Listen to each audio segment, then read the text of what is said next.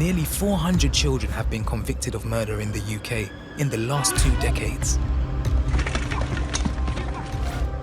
The youngest was just 11 years old. I'm Aaron Roach-Bridgman, and I'm investigating Britain's most terrifying children to find out what drives kids to kill.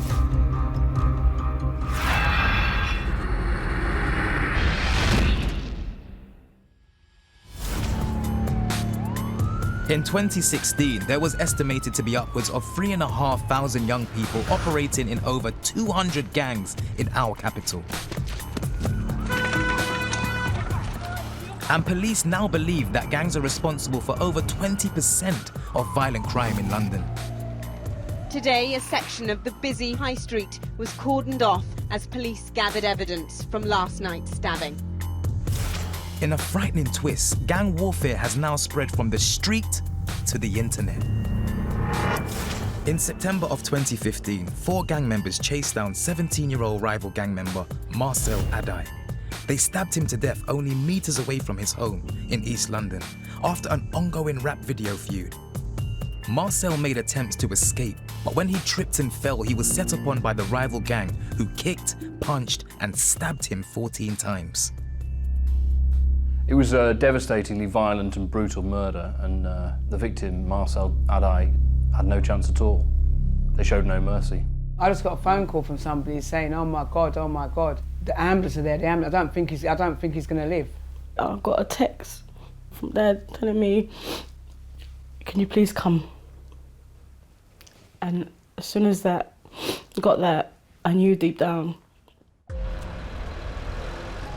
I know all too well about growing up in inner city London.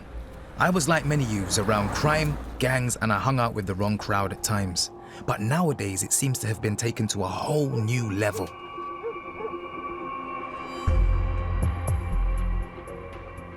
Last year, 13 young people lost their life as a result of gang violence. More and more of these supposed gangs are going online to create explicitly violent threats in videos that tempt and taunt each other. I need to find out both, why are these young people joining these gangs, and why are they making these kind of videos? And what happened on that night in 2015 where Marcel lost his life? And could anything have been done to stop that?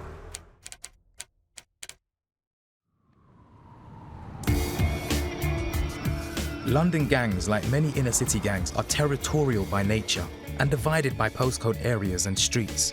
Just by crossing the road, individuals can end up in real danger by being on the wrong turf. When you cross into another gang's territory, you become a trespasser. It's about protecting what one sees as being theirs, something they own. The biggest disrespect that gang members can do is to enter another gang's territory. There are boundaries, and those boundaries have a clear meaning. If you cross them, then what happens to you is at your own peril. It's as simple as that. So breach the boundaries, and you can expect some serious consequences. The court heard that all 4 gang members had violence in their minds when they set out that night, and that the death of Marcel Adai was an example of the terrible grip gang culture has on young men.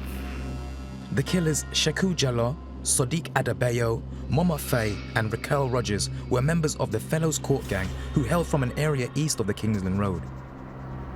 The victim, Marcel Adai, was a member of the Hoxton Boys who controlled an area to the west of the Kingsland Road. A number of occasions, members of the Fellows Court gang were seen in a vehicle in Hoxton Boys territory.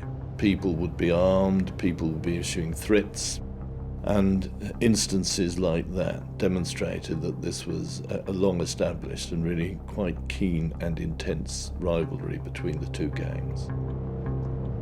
As a gang member, if you insult another gang member from a different community than you, essentially you escalate a problem, because suddenly you have to retaliate if you are the other person from that other place.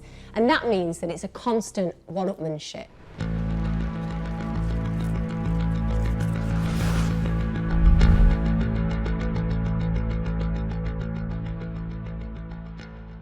The defendants met each other at an address in Ilford and stayed there for a while, and then travelled in 3 vehicles into East London. There was a lot of CCTV evidence and automatic number plate recognition evidence. Well, the prosecution's case against all of them was that they met in order to travel to Hoxton in order to carry out an attack upon any of the members of the Hoxton gang that they came across. The St John's estate was where Marcel and a group of friends were hanging out in just on the estate, and that's where the convoy of cars came.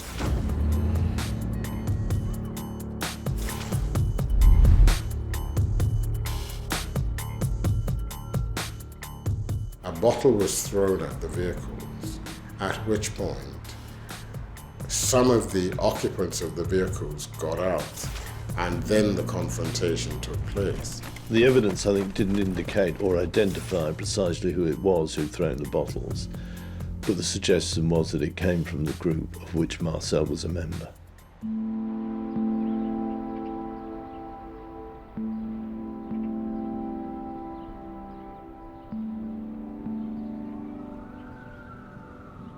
I personally wouldn't consider Marcel being a part of a gang. He was good with the family, he was very respectable. He liked playing football, he was good in sports. He did want to be a footballer as well. He did want to go to college. Marcel was very smart.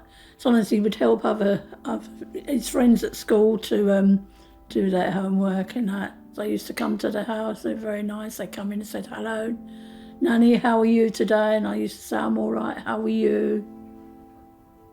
I didn't know Marcel was hanging out with the Hoxton boys. I always thought they were just friends. Friends, you know, they go to school together, you go to the park, you meet other boys, you know, you play, you know. Didn't think of anything like that at all. Marcel is an absolute example of the danger of even being affiliated with a gang. He was on the periphery, he wasn't a full member, he was just a young boy trying to belong, but he paid the ultimate price. In September 2015, 4 members of the Fellows Court gang travelled in convoy to an estate in East London and murdered a 17-year-old rival gang member, Marcel Adai. The murder took place in early September last year, when at around 10 p.m. the 4 gang members attacked the 17-year-old and a group of his friends outside his home at Wenlock House on Evelyn Walk. Marcel Adai lost his life after an ongoing feud on social media. On this video, you can see the 2 gangs had been at war on both Twitter and on YouTube, where they were uploading self-made music videos used to threaten each other. The rival gangs, they taunt each other on videos, on social media, YouTube, Snapchat. It's violent imagery, it's talking of stabbings and shootings. And they taunt each other through videos that are uploaded, in this case primarily to YouTube.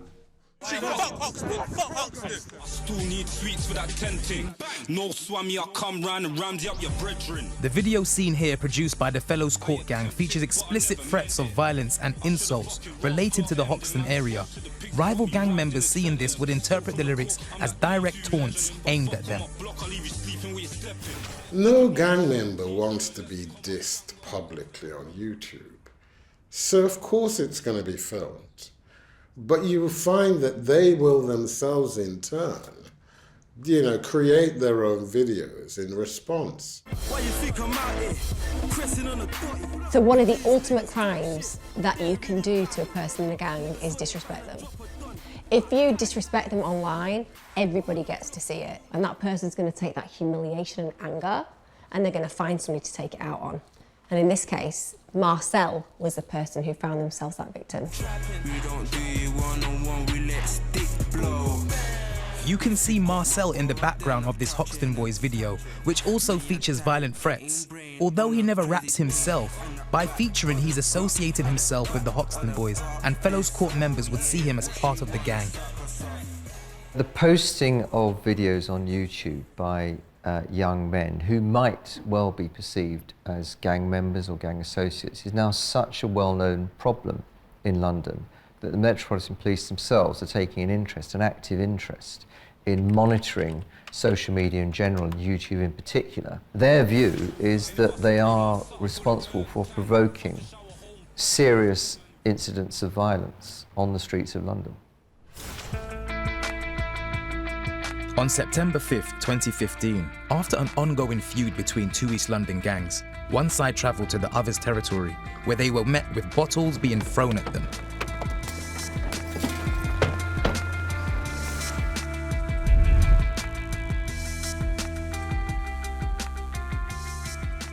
Most witnesses' attention was caught by the sounds of a disturbance in the street, and so when they began to look out of their windows and watch, events had already begun. There was no CCTV evidence of the actual incident itself. One of the group who came from the cars shouted, "I'm going to fuck you up, bruv." And that would have been almost immediately before the attack took place. Marcel and his friends were hanging out near a little triangular green on the St John's estate, and they saw what was coming and they scattered. Marcel headed towards some flats down a path, but unfortunately tripped and fell, and that's when they set on him. Well, when Marcel fell, they stabbed him repeatedly until he was dead, really. It was a shocking example of what happens when teenage gangs set on each other. The fact that it was Marcel was, I suspect, simply because he became isolated from other members in his group. The attack was made, he was the one who was isolated, and he was the one who was stabbed. It's not about a victim in particular, it's about a victim from the gang. So even if you're just on the periphery, you are just as unsafe as the leader. And you are more likely on the periphery to be the person who gets left behind. And in Marcel's case, that's exactly what happened. Where I grew up, unfortunately, I've seen first-hand gang violence with people getting stabbed and murdered. But what stands out to me with this case is the use of online videos for rival groups to taunt one another. I listen to rap and grime music, but something tells me this has a whole new sinister side.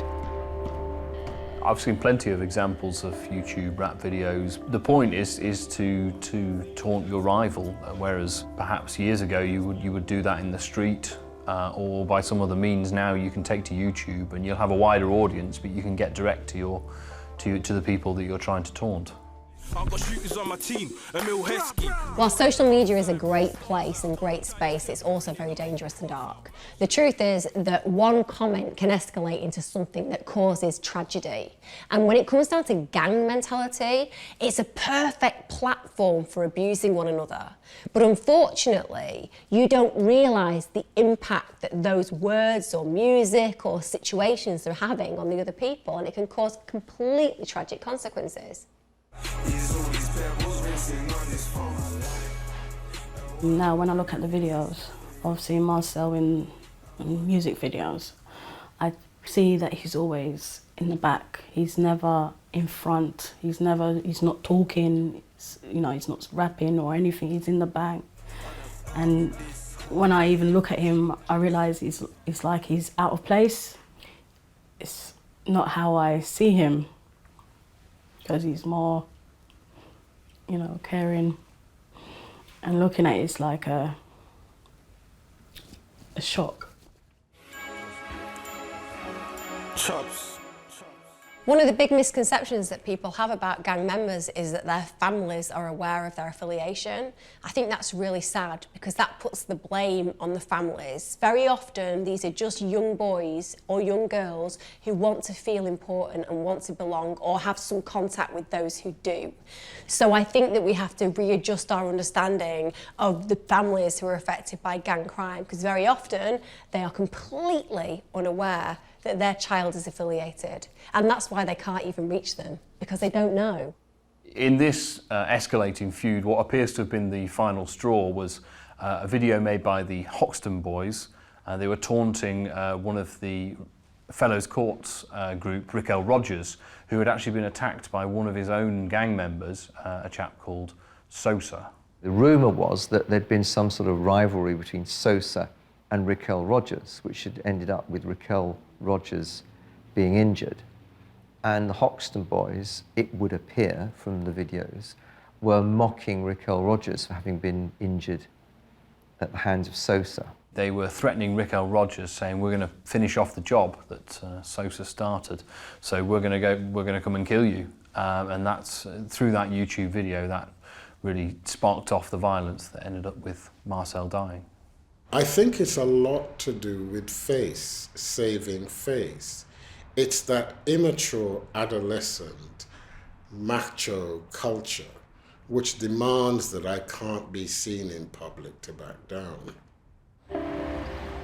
I need to see these videos for myself to understand what was going on between these two gangs and try to understand what motivated these young men to commit such a brutal murder. There's a video here that I believe has Marcel Adai in it. I'm going to take a look at this one right now.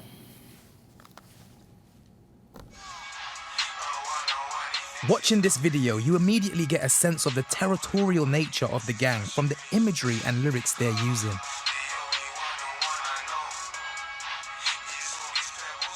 So straight away, the first young man rapping on this track is explaining that Hoxton is where he's from, and that he rolls with his gun, and if you come against him, he's gonna shoot you. So, you know, very territorial, trying to be as threatening as possible. And as I've paused it right here, you can see Marcel Adai is the only one who stands out with a big afro, and he's wearing an orange hoodie. So straight away, you can kind of spot him. He kind of seems like an odd one out in this.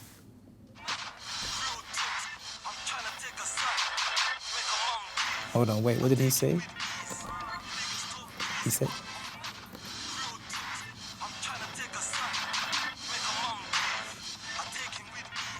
So he's saying, I'm trying to take a son and make a mum grieve. So a lot of big threats being made in this video. I want to take a look at some of the videos from the other side. And Fellows Court comes up right at the start of the video as well. So they're making sure that where they're from is at the forefront of whatever they're doing and saying. I still need sweets for that tenting. No swammy, I'll come round and round up your brethren. So this video starts in a very threatening way straight away. The young man who's rapping is saying that even if he hasn't got bullets for his gun, he'll still come around and stab your friend. And, you know, I know all about lyrical wars that happen between artists, but what this is right here goes beyond lyrical wars. They're basically threatening each other's lives. This is scary, man, because like I said, a lot of these young men are so young. I'll send your G up to heaven, and we can do wow. swear down, I'll stretch him. Eyes wide, need a pussy or breathless. He already dead, no need for paramedics. He said, basically, I will leave your eyes open. I'll kill you and leave your eyes open. He said that you'll be dead straight away. There's no need for a paramedic. That's what he's saying on this track. He already dead, no need for paramedics. And he repeats it. He says it again, just to reinforce that point. And as we know, Marcel Adai, he died before the paramedics could get there as well. So it seems like this young man was kind of preempting with lyrics what he was going to do and what he ended up doing.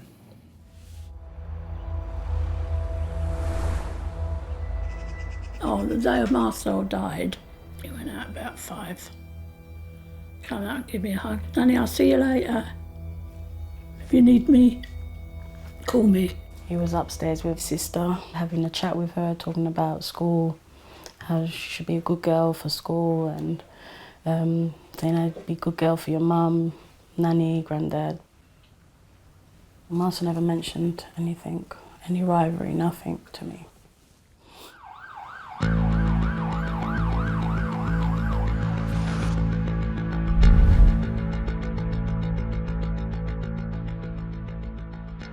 The first to arrive on the scene was actually a police officer rather than a paramedic, and he was commended in court for his bravery in attempting to save Marcel's life. Unfortunately, his efforts were thwarted by some people at the scene who displayed a certain level of hostility towards the police officer, and didn't assist.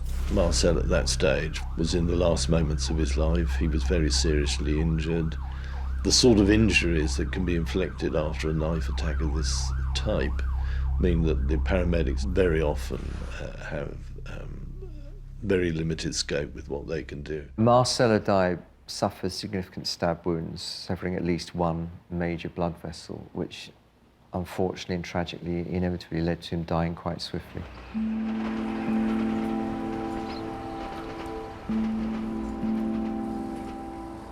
All of a sudden I heard the buzzer. I thought, oh, Marcel, you forgot your key. Hi, is that June? Marcel's nan?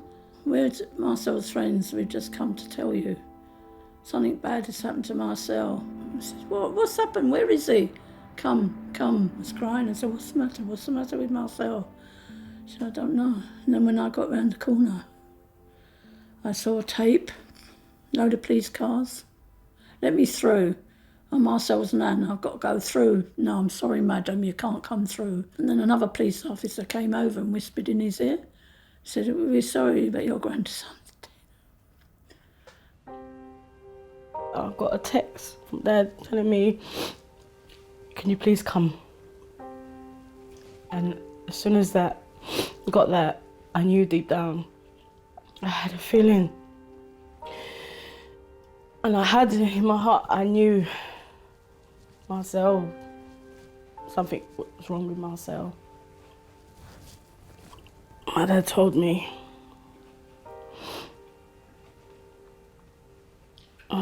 And up to then, it was more of a shock because I wasn't really crying.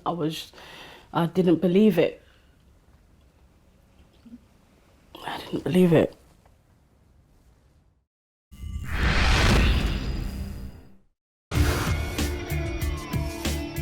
In September 2015, an online rap video war escalated out of control between two East London gangs, resulting in the death of 17-year-old Marcel Adai. The court heard that all 4 gang members had violence in their minds when they set out that night, and that the death of Marcel Adai was an example of the terrible grip gang culture has on young men. Marcel had been stabbed a few months before he was killed. He was stabbed in the armpit and in the buttocks.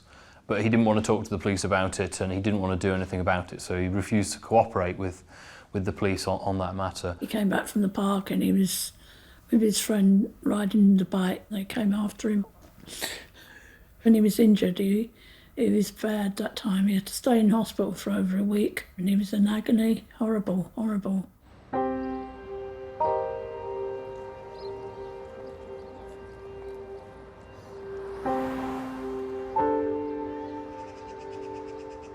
There started to be a lot of, stabbings in the area, so we wanted to get him away for his own safety. We wanted to send him away to Ghana, which he actually agreed that he wanted to go. He has family over there too, and a different scenery, might have changed things. I asked Marcel after, because I visited him in hospital. I said, why are they doing this to you? What's wrong? What is going on? What has happened? He wouldn't say nothing. Marcel had actually been stabbed previously, so he knew how dangerous being involved with a gang was. He was in hospital for about a week, but he didn't tell his family or the police. That makes perfect sense. Whilst you may despise your neighbouring gang members, you despise the police more. That's how it works. So he was never going to tell anybody because it was a snitch that he would become. I'm here in Hoxton, where Marcel lost his life, and it brings back memories of my own childhood. I remember the unwritten rule of never grassing anyone up. As I stand here next to the spot where Marcel lost his life, it really makes me think to myself, and reflect upon my own childhood. We had a lot of rivalries, we had a lot of conflicts, a lot of fights, but fortunately nobody lost their life, There were stabbings, but that was really a rare occasion. And as years have gone on, I've seen that the stabbing has become much more regular, much more normal for these young people. And I really worry, I'm thinking to myself right now, what can we do to try and make things better? I'm going to talk to some outreach workers who knew Marcel personally. They work at The Crib, an organisation based in Hackney, who work with young people at risk of offending and getting involved in gang activity. You guys know Marcel? Yes, we knew him quite well, yeah. He was one of our young people. He used to come along and ask for help. He wanted to get into education, he wanted to get back into some sort of apprenticeship he wanted to do, have a career. Yeah, was my son's very good friend. Nice boy, very polite, kind of boy that you're walking in from shopping, he'll come and help you with your shopping bags. Brought up with a load of manners. Yeah, so much manners. So quiet, so lovely. But it wasn't about Marcel, it was about anybody that day, on that day they could that catch. was associated with that area. Yeah, and that's what's sad. A lot of the time it isn't a personal thing. And what did you think when you first saw these videos? Did you think that they were being serious? Did you think the threats were serious? You're putting down a whole group of people, right, and you're posting it on social media, so loads of other people can see that you've actually put this group down and you've made them look like idiots, basically. You're actually seeing people going, come on, we're going to pop that man, shot that guy. And they actually name people as well. Yeah. Do you feel like these threats that were made in these videos and the videos themselves and the social media were directly key in Marcel being attacked? Yeah, definitely. And what's so sad about it is, right, is the fact that he was only a young boy. You didn't need to do that. Yeah. No matter what someone does to you, you did not need to do that to that extent. I've grew up with these kind of issues a lot in my own personal life. When I was younger, much younger now, I used to carry a knife with me every day. Every day. If you asked me at the time why I carried a knife, I would have probably said to you, protection. Yeah. So why do we think that young people nowadays are carrying knives? They're scared. I think it becomes more peer educating. Like young people, That's how we do it, we do a lot of peer education stuff, you know what I mean? So, and we've actually turned a lot of lives around. The ladies at The Crib are making a real difference at grassroots level, and we need more of these organisations to help young people reject a life of violence and crime.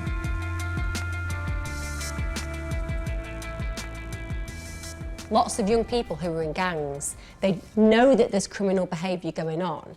It doesn't actually make them a criminal. They don't mind being surrounded by it, but they might not fully engage with it. It's just part of their culture. And if you're growing up in a place where there are gang members, what are you going to do? Are you going to be in it and safe or out of it and scared? For young men growing up in those circumstances, gangs can seem like a safer option. And I think people forget that. What's clear to me is that the videos play a very real part in fueling the violence. But what the gangs don't realise is that very often they can backfire on them. The people who make these videos very often aren't aware that if they subsequently become involved in some instance of violence, these videos are likely to be produced as evidence tending to suggest that their behaviour was premeditated and not accidental. This is exactly what happened in the murder case of Marcel Adai. One of the perpetrators, Raquel Rogers, can be seen as the main rapper in this YouTube video. It was used as significant evidence in the trial against them.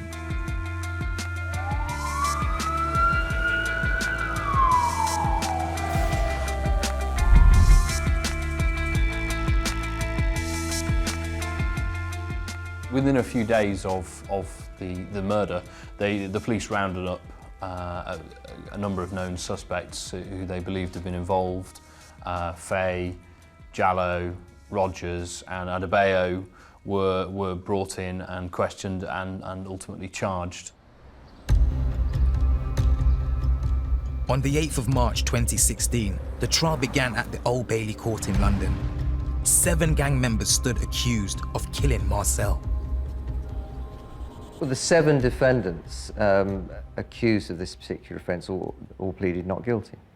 The issue for most of them was whether or not they were involved in the attack and whether they got out of their vehicles. And that was the challenge facing the prosecution, to prove that.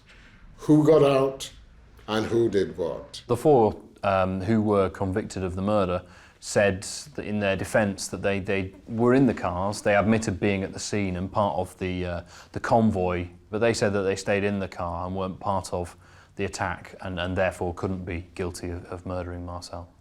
With inconsistent eyewitness accounts of the scene, the police relied instead on the YouTube videos to gather together the main players and their intent and motive. You ride in the sentence, so from the court, I'm that E2 legend. But fuck on my block, I'll leave you sleeping where you're stepping. Man down if I press it, I'm aiming for your chest, I ain't aiming where your leg is. In the past, I would say 5 or 6 years, it's become increasingly common for YouTube videos to be produced in court by the prosecution as direct evidence, they say, of the people in them being active gang members. When I saw the video, it was very upsetting. It's more upsetting because the fact that he was there and he was partly smiling, and it was like the last video, you know, even of him. So it was very hard to watch. The YouTube videos in this case created a mood and a background to the case, which was naturally fairly important because the Crown wished to establish, the prosecution wished to establish that there was some sort of pre-existing rivalry. The opposing online gang videos clearly showed hostility between them. In this video, one of the perpetrators, Raquel Rogers, threatens violence towards the gully side, a slang term they use for the Hoxton area. Gully creeping with a big skank thing. Man down if I press it, I'm aiming for your chest, I ain't aiming where your leg is. Members of the Hoxton boys watching the video would interpret this as a direct taunt. As the trial began, something that's known as a cutthroat defence was entered by a number of the defendants. There were 7 on trial, and they started to turn on each other, suggesting that one or other of the gang may have been involved in the violence. From the very start, the defendants were in the dock together, but separated by guards because they knew there may be trouble. And the prosecution case was against all of them, but they were almost fighting each other in the dock. The thing about being in court is you're no longer a member of a gang, you're an individual. It's no longer your rep, it's your future, whether you're going to be incarcerated or otherwise. So suddenly all of that courage, all of that group mentality, all of that strength and loyalty, it dissipates. And all of a sudden, you're a kid, you're on your own, and you're facing a lengthy sentence inside. Of course they blame each other, because they hope, amongst hope, that they won't be the ones found guilty. It's as simple as that. That's what kids do, they blame each other. I attended Marcel's trial around 3 times. I couldn't attend them more. It was too much for me. When I did attend and I saw the people that killed Marcel, I was saying to myself that you killed my son, but yet you sit there as if you haven't done nothing wrong. Marcel's family conducted themselves throughout with dignity and decency, which made it all the more emotionally trying for me to be defending someone charged with their son's death. There was no remorse from any of the defendants. They were disdainful of the court process. They were disrespectful to the judge and the court itself. Just because the boys in court didn't show any empathy for the victim doesn't mean that they don't feel it. Very often in this situation, it's about acting like you didn't care. It's about acting like that person's life didn't have worth. But these are kids in tricky situations, making terrible mistakes and changing people and families' lives forever. But the truth is, they would never show you that in front of a jury. Never.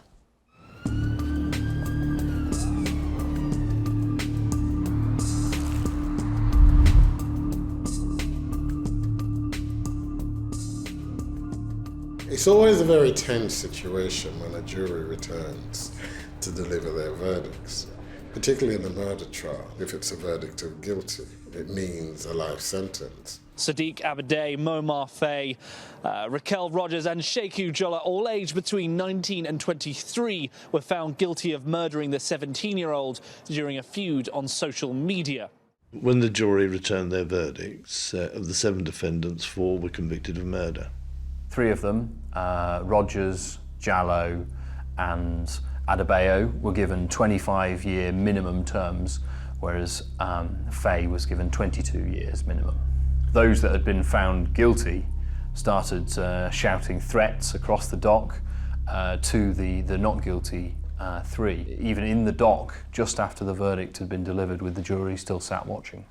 Shortly after the foursome were convicted, Marcel Adai's grandfather Matthew spoke out about his grandson's violent murder. Our heart goes out to the families of the offenders. We pray that they will come out of prison reformed characters. We miss Marcel very much. He was not an angel, but there was hope while he was alive.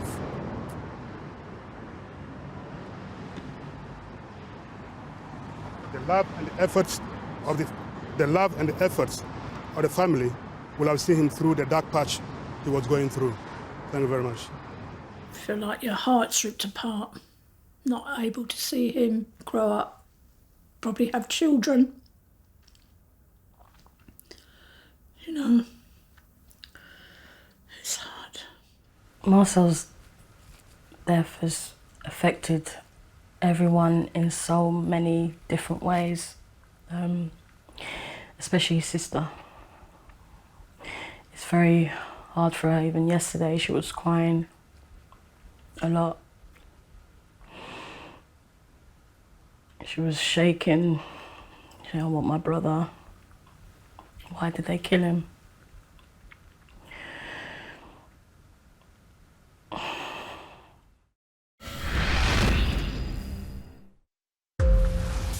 Marcel's story is such a tragic tale, a one that I really feel could have ended differently, with some guidance for these teenagers.